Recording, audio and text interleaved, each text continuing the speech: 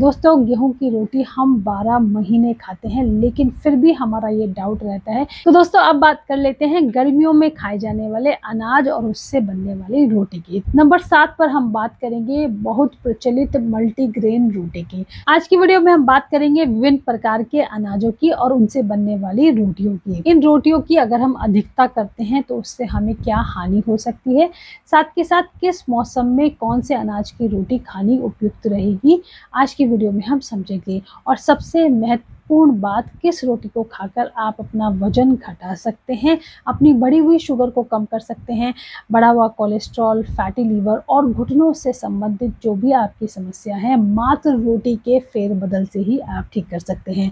तो दोस्तों वीडियो बहुत इंटरेस्टिंग होने वाला है। छोटा सा वीडियो बनाएंगे जिसमें आपकी रोटी से संबंधित जो भी आपका डाउट है वो आज क्लियर हो जाएगा। तो चलिए शुरू करते हैं।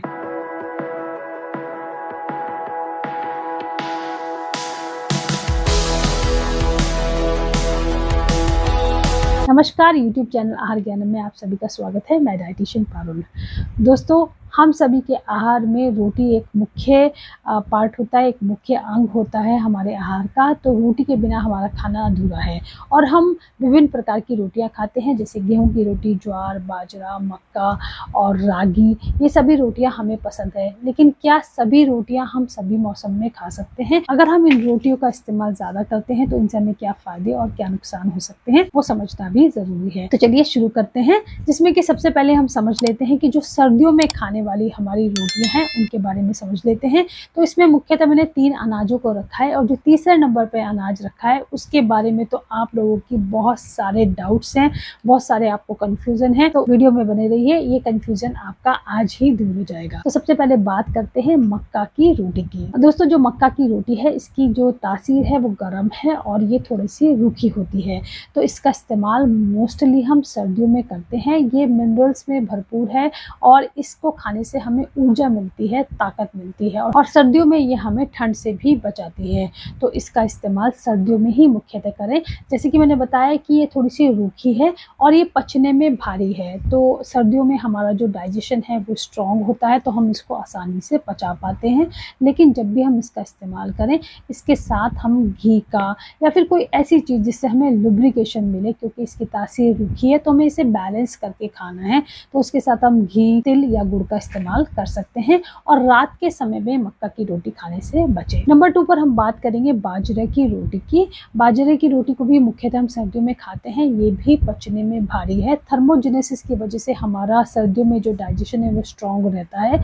तो इस समय पर हम इस तरह की रोटियों को आसानी से पचा पाते हैं। इसकी भी तासीर रूखी है, तो जब भी इसका इस्तेमाल करें, इसके साथ घी का इस्तेमाल ज़रूर करें, ताकि ये आपको पूरा पोषण दे सके। इसका आप चीला, रोटी किसी भी फॉर्म में इसको खा सकते हैं। ये ग्लूटेन फ्री है। जिन लोगों को ग्लूटेन से इशू है, इंटॉलरेंस है, तो वो इसका इस्तेमाल अपनी डाइट में फ्रीली होकर कर सकते हैं। और थर्ड नंबर पर हम बात करेंगे गेहूं की रोटी की। गेहूं की रोटी को लेकर बहुत ज़्यादा लोगों के बीच कंफ्यूजन है। वो सोचते हैं कि गेहूं की रोटी का अगर हम ज़्यादा इस्तेमाल करते हैं तो इसके इस्तेमाल से हमारा वजन बढ़ता है और हमारी शुगर भी बढ़ती है। लेकिन दोस्तों जो गेहूं की रोटी है हम 12 महीने खाते हैं, और मोस्टली हमें लगता है जब सर्दियों का समय आता है तो हमें गेहूं की रोटी नहीं खानी चाहिए। ये हमारा मुख्यतः गर्मियों का अनाज है, लेकिन ये धारणा बिल्कुल गलत है। जो गेहूं है इसकी तासीर जो है दोस्तों वो गर्म होती है, तो हमें इसको मुख्यतः सर्दियों में ही खाना है। अब इसकी तासीर गर्म है, लेकिन इसमें स्निग्धता है, ये रूखी नहीं है। ये आपको ठंडी में रूखापन नहीं देगी। आप इसके साथ घी अगर नहीं भी खाएंगे तो चलेगा। गेहूं की रोटी को मोस्टली हमें सर्दियों में खाना चाहिए, और इससे प्रॉब्लम जब होती है जब हम इसकी अधिकता करते हैं। और मोस्टली हम लोग क्या करते हैं कि हम आजकल हमारा प्रचलन हो गया है कि हम गेहूं पिसवाते नहीं हैं और हम बाहर से ही गेहूं का आटा लेते हैं, जो मोस्टली हमारा मैदा होता है, जिसमें चोकर नहीं होता। तो इस तरह की रोटी, हम गेहूं की रोटी ना खाकर हम मैदे की रोटी खाते हैं, और वो हमें फिर प्रॉब्लम करती है। तो अगर हम अपने गेहूं को पिसवाते हैं और जो चोकर है उसको बिना छाने इस रोटी को खाते हैं, तो ये रोटी भी हमारे लिए बेस्ट रोटी है। इससे हमें बहुत ज़्यादा फाइबर मिलता है, विटामिन बी कॉम्प्लेक्स इसमें भरपूर मात्रा में होते हैं, और पचने में ये भारी है, लेकिन सर्दियों के लिए बहुत ज़रूरी है।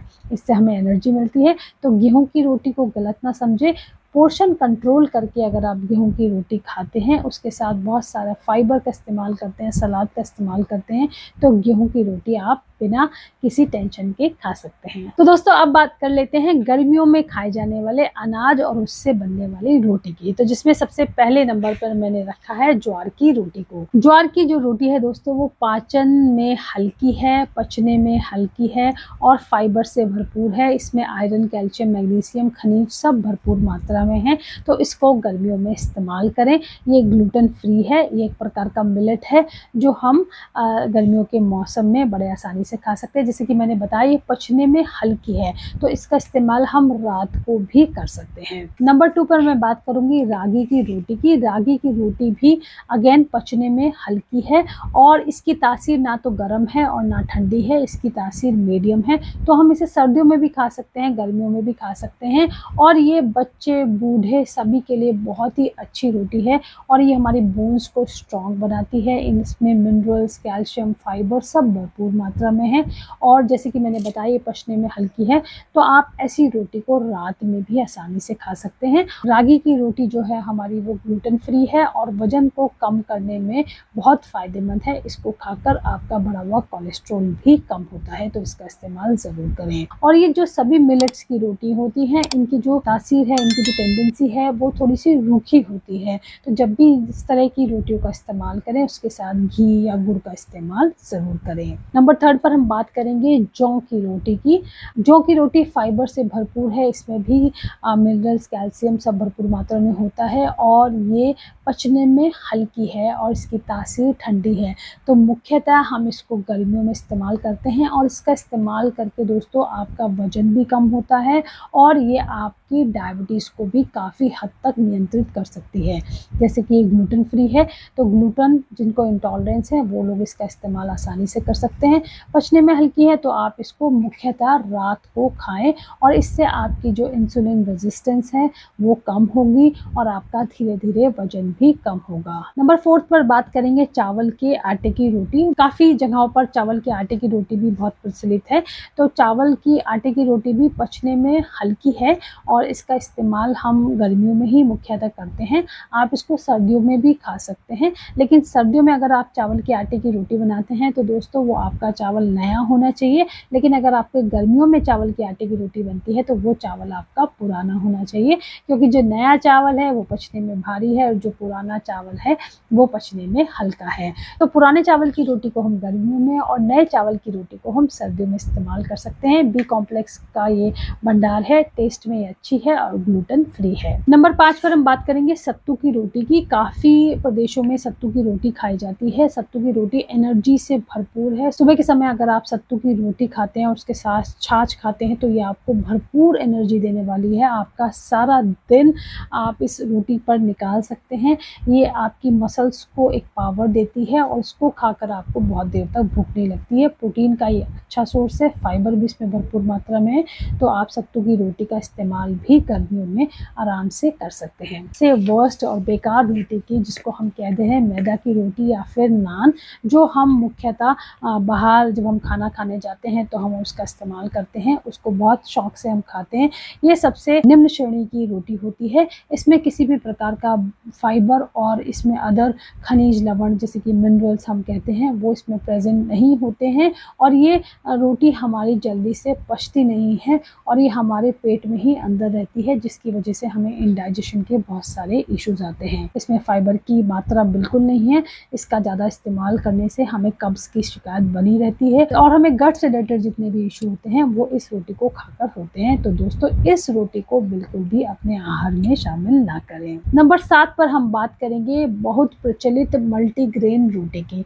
दोस्तों मल्टीग्रेन रोटी हम सभी को लगता है बहुत ही हेल्दी है और हम बहुत सारे अनाजों को इसमें मिक्स करके हम इसका आटा पिसवाते हैं और इस रोटी को सुबह, शाम, दोपहर बड़े चाव से खाते हैं।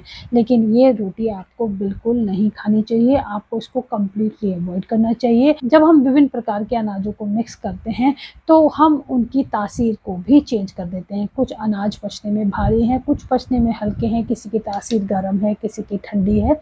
इस तरह से अनाजों को मिक्स करके खाना हमारे डाइजेशन के लिए ठीक नहीं है। तो मल्टीग्रेन की रोटी हमारे लिए एडवाइजेबल नहीं है। अनाजों को मिक्स मत करें, एक टाइम में एक ही अनाज की रोटी खाएं। तो आज की वीडियो में हमने विभिन्न प्रकार की रोटियों के बारे में समझा।